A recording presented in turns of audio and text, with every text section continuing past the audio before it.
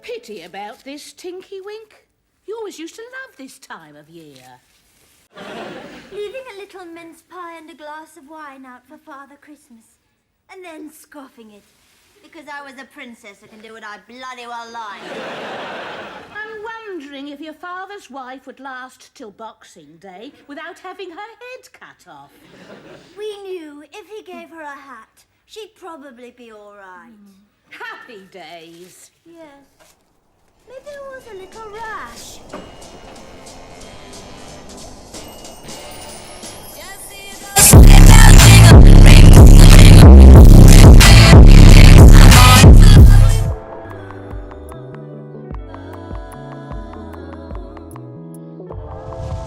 Hello everybody and welcome back to another episode of WWE in a Week.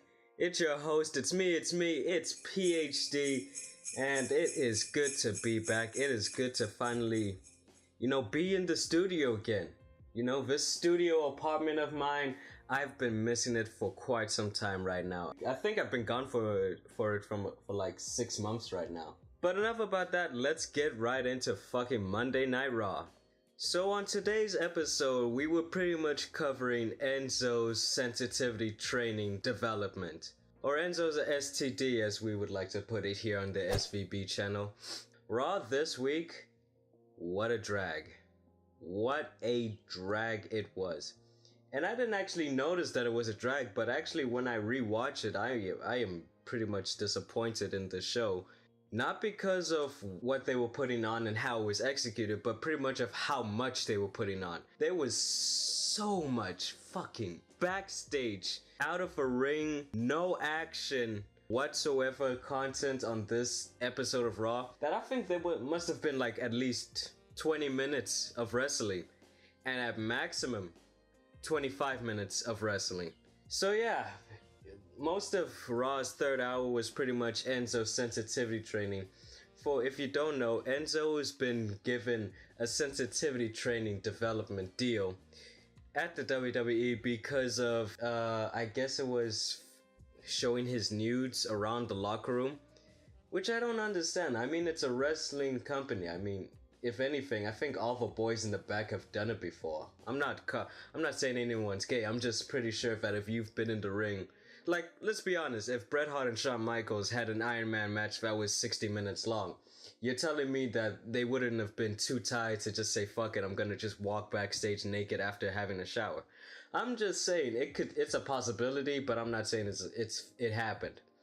But anyway, aside from that, it's 2016, so Enzo should actually be wearing some fucking clothes. Good thing he was wearing a man thong or some shit. It was blurred out anyway though. So Enzo's had to go to training because he's been getting involved with Rusev and Lana lately. He's pretty much been a home wrecker that we've been having to cheer on. Kinda like when Stone Cold came in Pillman's house when we remember Brian had a gun. See, in that instance, we were cheering for the Texas Rattlesnake, weren't we? Were we, guys? But aside from that, let's get right into this fucking segment, cause I don't want to waste anyone's time anymore. Well, hello, my name is Colleen McCarthy, and I'll be your sensitivity trainer. Thank you all for joining me tonight. We're just gonna go ahead and get started. But back aside, we've got a stereotypical cast here. We've got the Breakfast Club, ladies and gentlemen. We've got a fag, we've got the stereotypical jock, we've got an outsider, we've got classic bully case foreigner 101, and we've got the cool kid for school. Isn't that right, Enzo? Okay, so now I'd like for us to partner up and try a role reversal exercise. We'd like to begin. Oh, Yes. if it's okay with the rest of the group, instead of begin, could we say bogan? You know what? Not more than 5 seconds in, and I'm already annoyed with this. I'm Bob Backlund! No, I'm Bob Backlund. No, I'm Bob Backlund. I'm gonna go ask Quackson Gamer if he's Bob Backlund right now.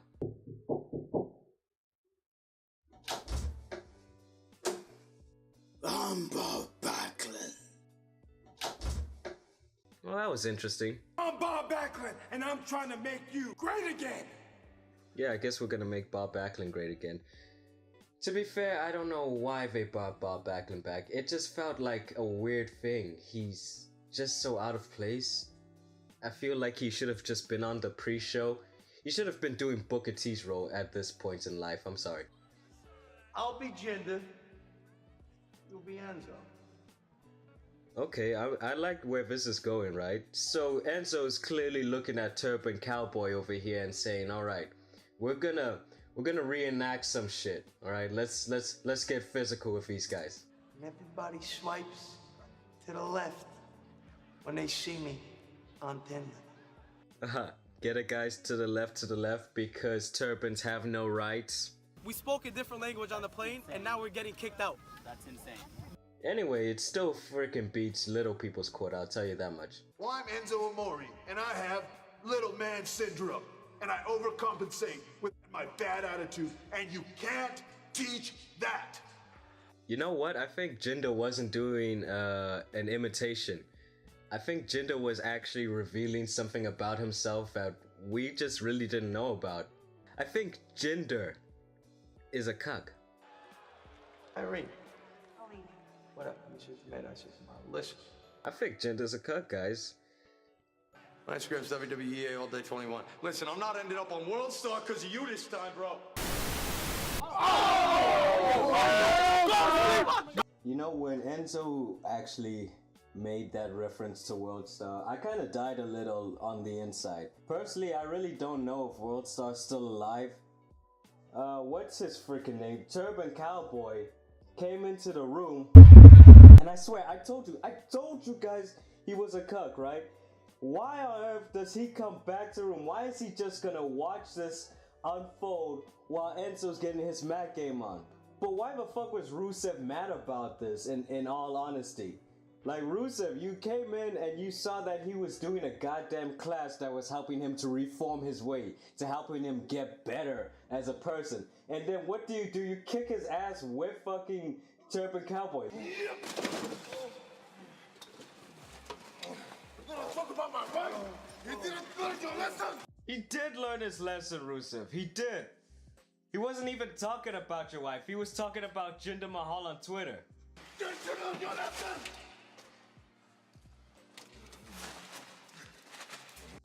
So admittedly, I'll give respect to Rusev on this one.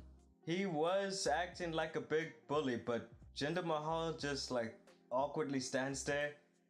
He doesn't get a few punches in, then Lana comes in, she tries to make this a three-way. Crash! So eventually Enzo gets put through a table. Which kinda sucks, because I've actually seen better porn ads have a lot better production cuts than this. For fuck's sakes, this was just really bad. Even though they had their graduation from sensitivity training. Sensitivity. Even though they had that, it was a bit ironic to find that 3MB was going to reform, but with Jinder Mahal at the helm of it. Like, what? And where's Heath Slater? I forgot where he was this entire episode, actually. Jeez, it was really awkward. I just want to say, this week, WWE, I don't know what happened with you guys, man.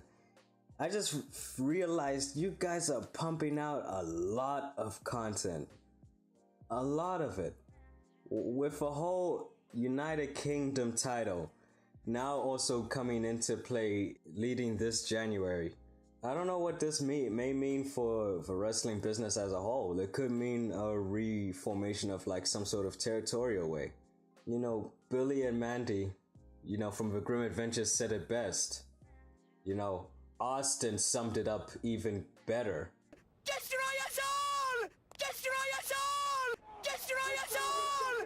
Destroy us all! Destroy us all! I'd like to thank you for watching this video. Make sure to hit that like button, share it with your friends and family, and I'll see you next time on WWE in a Week, right here on the SVB channel.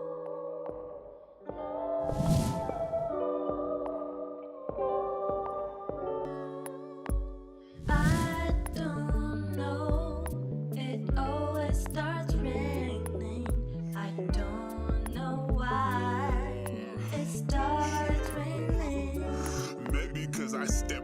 Probably cause I cry. Probably cause the land I live in really wants me die. Probably since I'm red, but I prefer